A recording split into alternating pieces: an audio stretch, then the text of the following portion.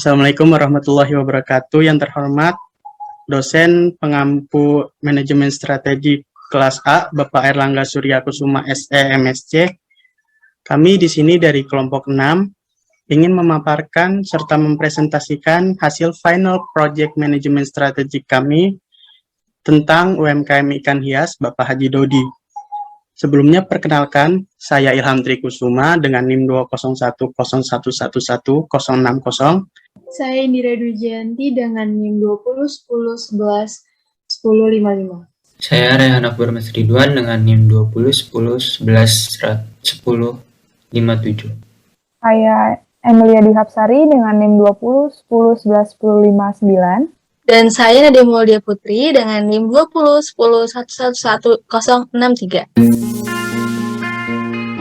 Jadi profil UMKM yang kita pilih ini adalah UMKM ikan hias milik Bapak Haji Dodi. Nah, usaha ini itu mulai didirikan sekitar tahun 2005 atau 2006 oleh Bapak Haji Dodi itu sendiri yang bertempat di Jalan Albaido 1, Gang Makmur 2, RT 8, RW 6, nomor 57, Lubang Buaya, Jakarta Timur. Pada awalnya, usaha ini tuh didirikan beliau karena beliau ini tuh adalah salah satu korban PHK. Jenis usaha yang dipilih oleh Bapak Haji Dodi ini adalah usaha budidaya ikan hias. Nah, Bapak Haji Dodi ini tuh memilih untuk menjalankan usaha ini dikarenakan beliau memiliki teman yang juga memiliki usaha ikan hias. Dan Bapak Haji Dodi itu ditawarin untuk bekerja sama. Modal awal untuk merintis usaha ini sekitar 15 juta hingga 20 juta rupiah. Peralatan yang digunakan dalam menjalankan usaha ini tuh antara lain ada instalasi listrik, akuarium, pakan ikan, lahan atau kios, dan juga sumber daya manusia. Selanjutnya ada jenis ikan hias yang dijual oleh UMKM Bapak Haji Dodi, yaitu ada ikan aquascape, predator, serta ikan hias dengan range harga mulai dari 5.000 hingga 200.000. Nah, target pasar yang dipilih oleh Bapak Haji Dodi tentunya orang-orang yang memiliki kegemaran di bidang memelihara ikan hias. Lalu apa sih yang membuat konsumen akhirnya lebih memilih UMKM ini dibanding UMKM lain? Yaitu dengan kualitas yang terjaga, serta daya tahan ikan ketika dalam pengiriman. Hal tersebut yang membuat konsumen akhirnya lebih memilih untuk membeli ikan di UMKM ini daripada di pesaing lainnya. Seperti yang kita tahu, dalam menjalankan usaha ini tentunya tidak akan selalu berjalan mulus. Pasti ada hambatan atau juga tantangan yang menimpanya atau terjadi di dalam sebuah bisnis. Nah, hambatan terburuk yang pernah dialami oleh beliau yaitu di mana di saat barang yang sudah dikirimkan oleh beliau tidak dibayarkan oleh konsumennya. Lalu di era pandemi COVID-19 pun juga memberikan pengaruh dalam usaha Bapak Haji Dodi. Walaupun pengaruh ini dirasa tidak terlalu besar. Untuk key success factor yang dipegang Bapak Haji Dodi, yaitu lahan yang digunakan untuk UMKM ini adalah lahan milik pribadi.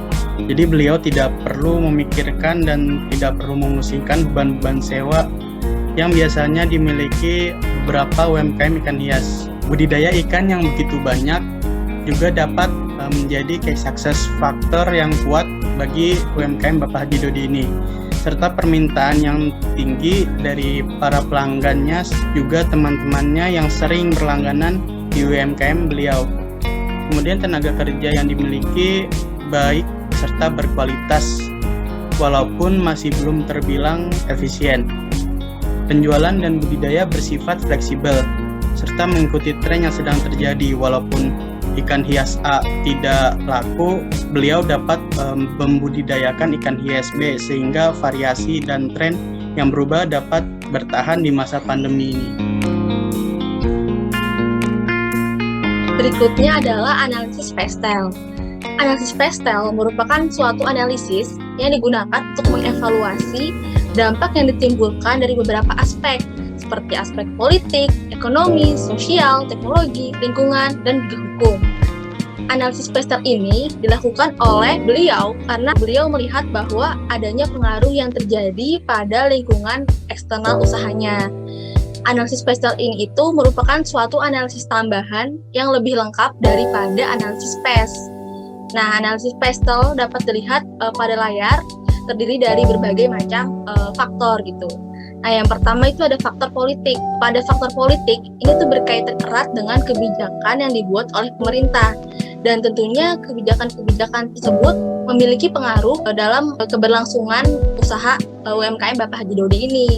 Contoh-contohnya itu antara lain ada penerapan sistem pajak baru yang membuat pemasukan beliau menjadi berubah, kondisi politik yang cenderung tidak stabil, dan peraturan mengenai perdagangan.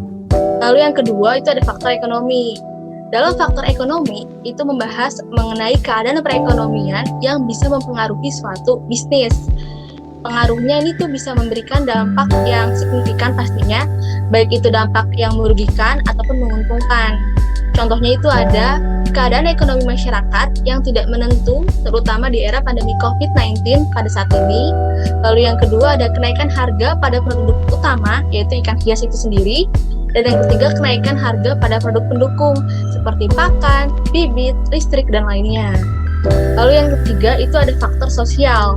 Faktor sosial itu dinilai cukup memiliki efek secara langsung, karena bagaimana suatu usaha itu dapat memahami konsumennya, dan bagaimana suatu usaha tahu apa yang membuat konsumen tertarik untuk membeli produk tersebut gitu.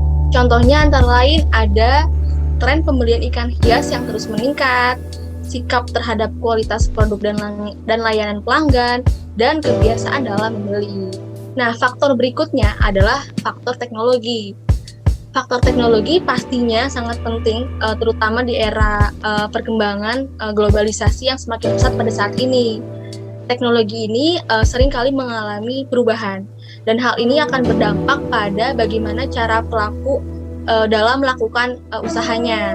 Untuk itu, setiap pelaku usaha ini harus bisa mengadopsi teknologi serta memfasilitasi produk dan layanan yang mereka miliki dengan teknologi tersebut. Contohnya itu ada perkembangan teknologi yang masih sangat terbatas, menemukan cara baru untuk mendistribusikan ikan hias, dan menemukan cara baru bagaimana berkomunikasi dengan pasar. Faktor berikutnya adalah faktor lingkungan. Faktor lingkungan ini tuh memungkinkan suatu usaha bisa mengetahui kondisi pasar yang akan atau telah dimasukinya. Dengan begitu, suatu usaha akan bisa menentukan strategi pemasaran mana yang dinilai tepat digunakan untuk usaha milik mereka tersebut.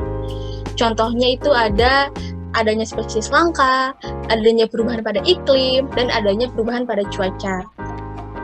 Lalu faktor terakhir adalah faktor hukum. Faktor hukum ini itu berkaitan erat dengan peraturan atau perundang-undangan yang tentunya bisa mempengaruhi lingkungan usaha. Faktor hukum ini tuh ada sisi internal dan juga eksternal. Kalau internal itu seperti adanya peraturan yang dibuat oleh usaha itu sendiri. Lalu kalau misalnya dari sisi eksternal itu adanya undang-undang atau peraturan yang dibuat oleh pemerintah yang tentunya harus dipatuhi oleh semua usaha atau semua bisnis.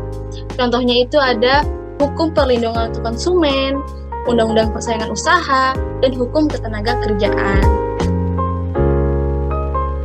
Berikutnya adalah analisis 5 kekuatan Porter. Yang pertama, persaingan yang kompetitif. Nah, setiap UMKM itu harus menyadari bahwa kompetitor itu akan selalu ada gitu, dan para pesaing ini itu senantiasa mengawasi gerak-gerik dari usaha kita. Untuk itu, persaingan dalam UMKM ini tuh nggak bisa kita anggap remeh, dan penting bagi setiap UMKM untuk mengawasi para pesaingnya. Dengan mengetahui setiap pergerakan dari para pesaing, itu akan membuat usaha yang kita jalani akan lebih maju gitu. Lalu yang kedua adalah kekuatan dari pemasok atau supplier. Nah, supplier ini tuh merupakan hal yang sangat penting pada UMKM Bapak Haji Dodi, mengingat UMKM tersebut merupakan usaha yang bergerak di bidang penjualan ikan hias gitu kan. Nah, dengan semakin banyaknya supplier akan membuat beliau bisa memilih banyak alternatif pilihan. Kayak beliau bisa membeli ikan hias yang pastinya lebih murah dan tentunya memiliki kualitas yang tetap lebih unggul dibanding pilihan lainnya. Next. Lalu yang ketiga ada daya tawar pembeli. Nah, peran pembeli di sini tuh sangat amat penting gitu, karena kan pastinya seluruh pendapatan dari beliau itu berasal dari konsumen yang membeli dan melakukan pembayaran. Nah, dalam kekuatan ini itu menilai bahwa semakin tinggi daya tawar pembeli dalam menuntut harga yang lebih rendah atau kualitas yang lebih tinggi, itu akan membuat keuntungan yang didapat Bapak Haji Dodi itu semakin rendah. Nah, untuk itu pengusaha yang memiliki banyak konsumen itu biasanya akan cenderung lebih mudah dalam memberlakukan harga. Pastinya hal tersebut bertujuan untuk meningkatkan keuntungan. Dan bagi pembeli tentu memiliki pilihan gitu. Apakah mereka menentukan tetap akan melakukan transaksi pada tempat tersebut atau tidak. Lalu yang keempat, ada ancaman terhadap produk pengganti. Nah, saat ini UMKM itu tampak sedang digencar-gencarkan oleh pemerintah dikarenakan UMKM menyerap tenaga kerja yang cukup tinggi. Nah, adanya pandemi COVID-19 membuat banyak tenaga kerja mendapat pemotongan pada upahnya atau pada gajinya, atau bahkan banyak sekali yang dirumahkan. Nah, hal ini yang membuat masyarakat memutar otak mencari cara bagaimana sih mencari tambahan pendapatan.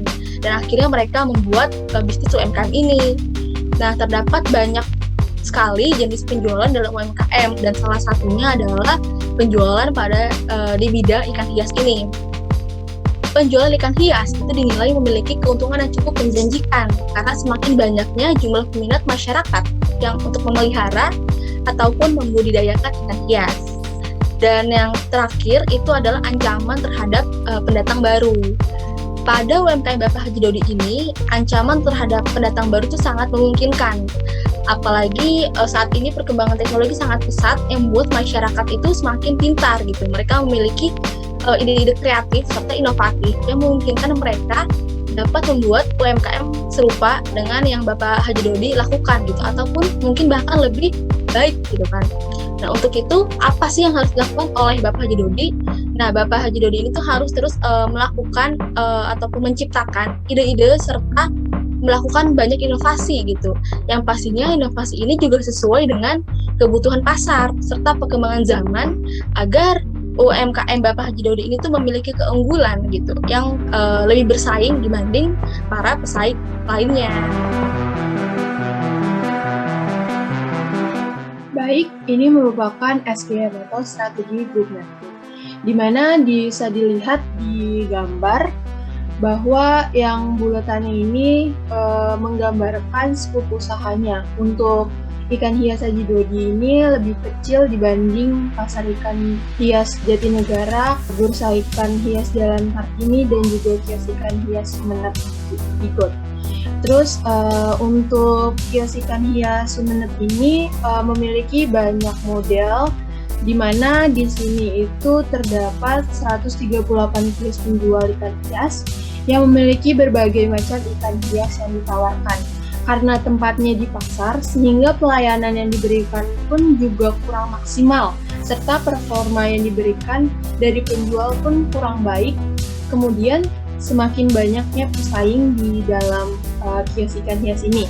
Kemudian kita beralih ke ikan hias Jatinegara dan juga ikan hias Jalan Kartini, di mana di sini ada lebih dari 50 kios penjual ikan hias yang memiliki variasi yang lebih sedikit dari kios ikan hias Sumeneb, tetapi lebih banyak dari ikan hias Haji Dodi.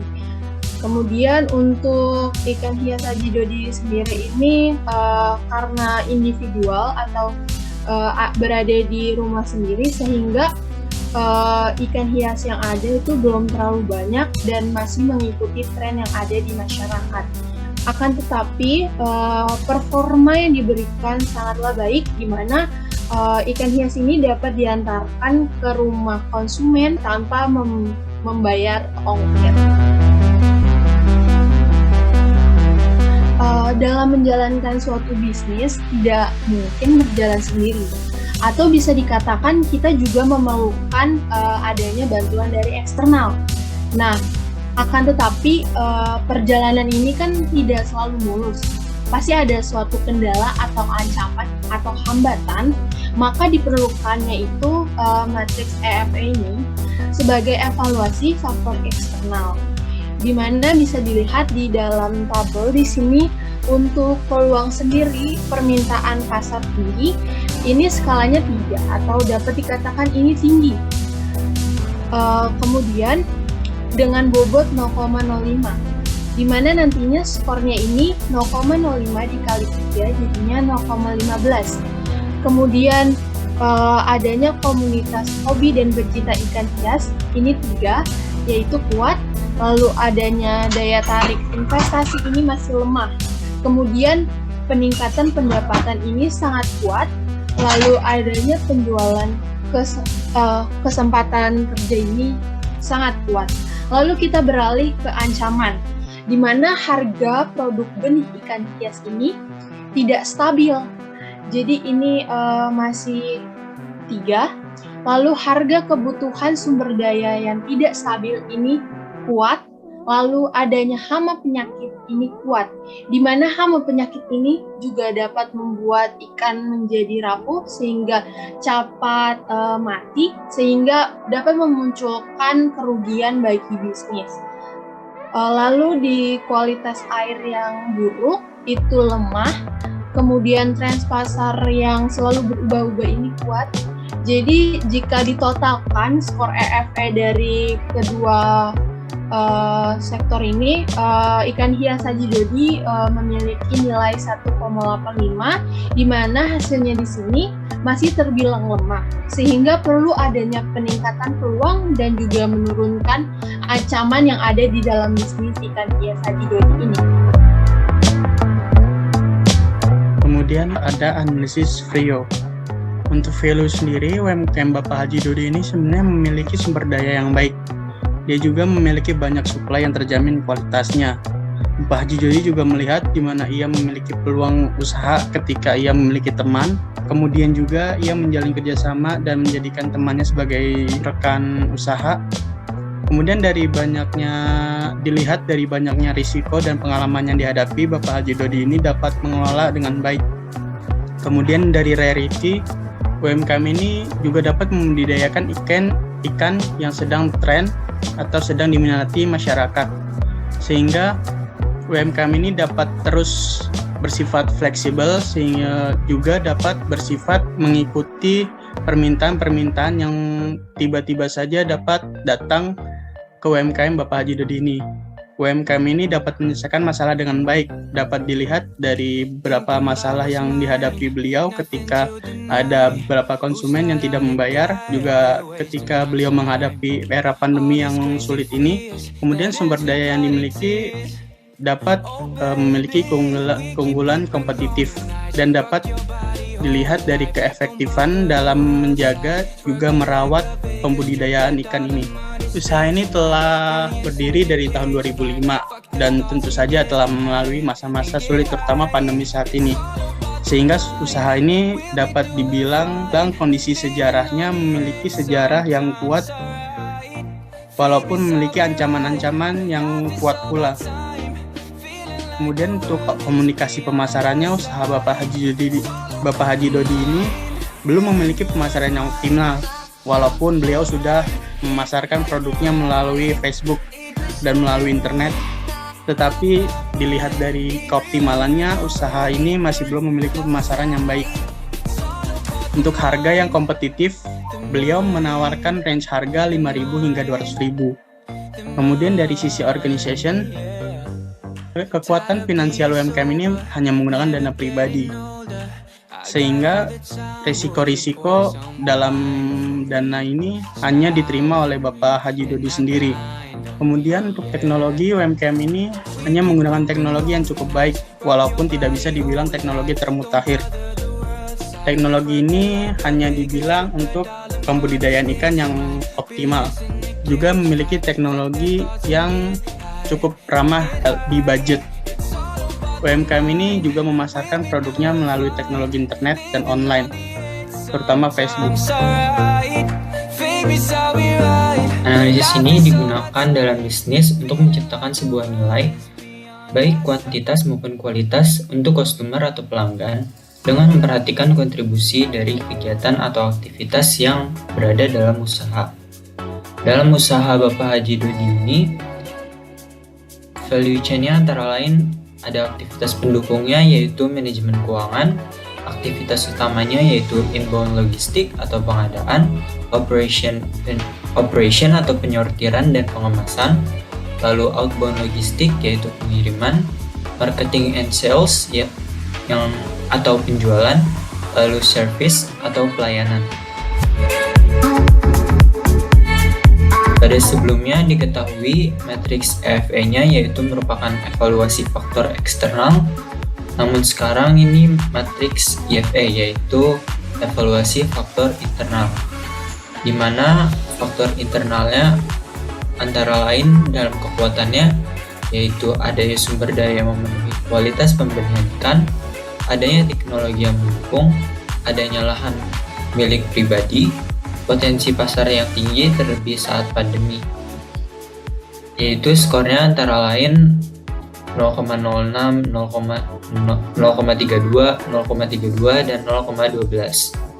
Lalu pada sisi sebelah kanan ada faktor internal kelemahan usaha ini, yaitu ada belum optimalnya perkembangan usaha, kualitas sumber daya manusia yang masih rendah, belum optimal pemasaran, modalnya seadanya, dan jumlah tenaga kerja yang sedikit. Yang didapatkan skornya antara lain 0,06, 0,08, 0,02, 0,06, dan 0,03. Sehingga total skor IFE bisnis ikan hias Bapak Haji Dodi ini sebesar 1,02. Selanjutnya merupakan analisis SWOT, yaitu ada strength, weakness, opportunities, and threats. Ini merupakan analisis usaha bisnis terhadap lingkungan internal dan eksternal usaha. Hasil SWOT ini biasanya digunakan sebagai acuan dalam memilih strategi yang akan dilakukan sebuah usaha tersebut. Yang pertama ada analisis strength atau kekuatan, yaitu adanya sumber daya yang memenuhi kualitas pembenihan ikan, potensi pasar yang tinggi terlebih saat pandemi, adanya teknologi yang mendukung, dan adanya lahan milik pribadi. Lalu selanjutnya ada weakness atau kelemahan, seperti kurang optimalnya perkembangan usaha, lalu kualitas sumber daya manusia yang masih rendah, lalu belum optimal pemasaran, modal usaha yang seadanya, lalu jumlah tenaga kerja yang sedikit. Lalu ada opportunities atau kesempatan, di mana adanya perluasan kesempatan kerja, komunitas hobi dan pecinta ikan hias yang begitu banyak, lalu permintaan pasar yang cukup tinggi, lalu peningkatan pendapatan. Lalu selanjutnya ada trade. Antara lain ada harga produk benih ikan yang tidak stabil, lalu harga kebutuhan sumber daya yang tidak stabil, lalu adanya hama penyakit pada ikan, lalu kualitas air yang buruk. Baik, selanjutnya ada strategi generik. Usaha ikan hias yang dijalankan oleh Bapak Haji Dodi ini cenderung untuk memilih strategi jenis biaya rendah. Kenapa? Karena banyaknya pesaing membuat usaha ini harus menarik minat konsumen sebaik mungkin. Jadi jika harganya bisa diturunkan jadi lebih rendah, bisa menarik konsumen lebih banyak. Selanjutnya ada strategi peningkatan daya saing. Dalam strategi ini menggunakan matriks PACE yang terbagi menjadi dua strategi, yaitu internal dan eksternal. Dalam internal terdiri dari financial position dan competitive advantage. Lalu dalam strategi eksternal terdiri dari stability position dan industry position. Next.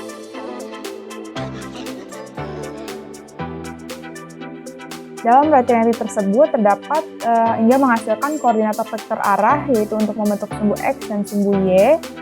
Untuk sumbu X itu tinggal ditambah saja tabel dari sebelah kanan, yaitu 3,4 ditambah min 2,6 menjadi 0,8. Lalu untuk sumbu Y itu tabel yang sebelah kiri, min 3,75 ditambah 4 menjadi 0,25. Lalu untuk kesimpulan, untuk UMKM ini berada pada agresif kuadran. Sebelumnya ada 4 kuadran ya, ada konservatif, agresif, defensif, dan kompetitif. Lalu untuk UMKM ini berdasarkan hasil yang tadi terdapat pada agresif kuadran. di mana pada posisi ini itu biasanya suatu usaha memanfaatkan kekuatan internal dan peluang eksternal. Maka dari itu, strategi yang dapat dilakukan adalah pengembangan produk yang dapat dilakukan dengan cara peningkatan kualitas, melakukan strategi yang sama dengan pesaing, maupun perubahan dari jenis ikan yang dijual. Lalu yang kedua ada penetrasi pasar, dilakukan dengan fokus pengembangan pangsa pasar. Hal ini dapat diimplementasikan dengan cara beriklan di media sosial maupun memberikan potongan harga sehingga konsumen dapat tertarik membeli di UMKM ini. Lalu untuk ketiga ada integrasi vertikal, yaitu dengan cara menggabungkan antara perusahaan yang sejenis namun tidak menjual produk yang sama. Seperti untuk UMKM ikan hias dapat bergabung dengan usaha pakan ikan sehingga harga yang dihasilkan jadi lebih efisien dan ekonomis. Lalu yang terakhir atau yang keempat ada diversifikasi, yaitu dilakukan dengan memperluas usaha yang telah ada atau mencoba hal baru, yaitu bisa aja karena ini ikan hias dapat membuat usaha baru berupa penjualan akuarium, alat-alatnya seperti itu, sehingga konsumen yang memiliki keinginan yang berbeda namun bisa membeli di tempat yang sama. Baik, sekian presentasi dari kelompok 6. Mohon maaf bila ada kekurangan dari kami. Wassalamualaikum warahmatullahi wabarakatuh. I was the one to judge. You said you had enough.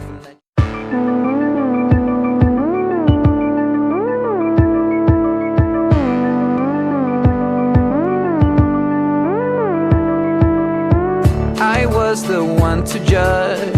You said you had enough and that you really wanna be with me. What you get is more than what you see. At first you struck me like any other girl that I could find. When you looked me in the eyes, I knew that this was right. You're a pretty girl with a pretty name, but I'm pretty sure that you're not the same.